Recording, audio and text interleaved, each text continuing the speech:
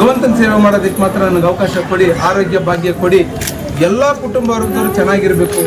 ಇವತ್ತು ಏನು ವಿಶೇಷವಾಗಿ 108 ಜನ ಏನು ಸುಮಂಗಲಿಯರಿಗೆ ಅರಿಶಿನ ಕುಂಕುಮ ಕಾರ್ಯಕ್ರಮವನ್ನು ಕೂಡ ಈ ದೇವಸ್ಥಾನದ ಎಲ್ಲ ಪದಾಧಿಕಾರಿಗಳು ಮಾಡ್ತಾ ಇದ್ದಾರೆ ಅಂತ ಮೆಚ್ಚುವಂತ ಕೆಲಸ ಅಲ್ವಾ. ಭಗವಂತನ ಸೇವೆ ಮಾಡೋದಕ್ಕೆ ಮಾತ್ರ ನನಗೆ ಅವಕಾಶ ಕೊಡಿ, ಆರೋಗ್ಯ ಭಾಗ್ಯ ಕೊಡಿ. ನನ್ನ ಪೌರ ಕಾರ್ಮಿಕರ ಮಕ್ಕಳು ಏನು ಸನಾತನ ಹಿಂದೂ ಧರ್ಮದಲ್ಲಿ ಕಟ್ಟ ಕಡೆಯ ಮನದಂತೆಯಲ್ಲಿ ನಮ್ಮನ್ನೆಲ್ಲ ಯಾರೆಲ್ಲ ತಿರಸ್ಕಾರ ಮಾಡಿದ್ರು ಅವ್ರಿಗೆ ಇದೊಂದು ಸಂದೇಶ, ಶಾಂತಿ ಸಂದೇಶ ಜೊತೆಗೆ ಕ್ರಾಂತಿ ಸಂದೇಶ, ಅದರ ಜೊತೆಗೆ ಸಮಾಜಮುಖಿ ಸಂದೇಶ. ನಾವು ಧಾರ್ಮಿಕವಾಗಿ ನಾವು ಸಬಲರಿದ್ದೇವೆ, ಸಾಹಿತ್ಯದಲ್ಲೂ ಸಬಲರಿದ್ದೇವೆ, ವಿದ್ಯಾಕ್ಷೇತ್ರದಲ್ಲಿ ಸಬಲರಿದ್ದೇವೆ, ಸಮಾಜಮುಖಿ ಕ್ಷೇತ್ರದಲ್ಲಿ ಸಬಲರಿದ್ದೇವೆ.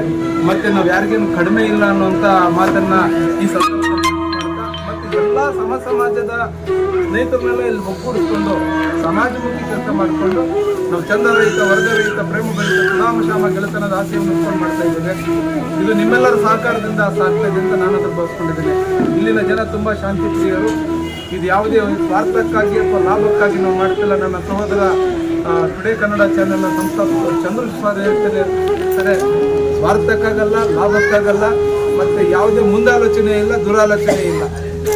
ಸಂಘ ಕಟ್ಟ ಕೆಲಸ ಮಾಡೋಣ. ಸಜ್ಜನರ ಸಂಘ ಹೆಜ್ಜೆಯನ್ನು ಸವದಂತೆ, ದುಷ್ಟರ ಸಂಘ ಹೆಜ್ಜೆಯನ್ನು ಕಡದಂತೆ. ನಾವು ಮಾನವ ಸಂಘಕ್ಕೆ ಜಯವಾಗಲಿ.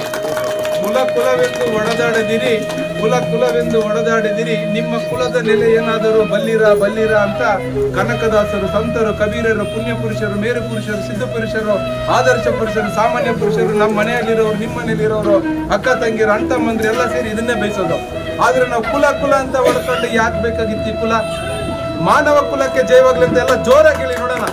ಜೋರಾಗಿ ಬರಲಿ. ಮಾನವ ಕುಲಕ್ಕೆ, ಮಾನವ ಕುಲಕ್ಕೆ, ಮಾನವ ಕುಲಕ್ಕೆ. ನಾವೆಲ್ಲ ಮಾನವ ಕುಲವನ್ನು ಸಂರಕ್ಷಿಸೋಣ, ಜಾತಿ ಬಿಡೋಣ, ಸಮಾಜ ಕಟ್ಟೋಣ.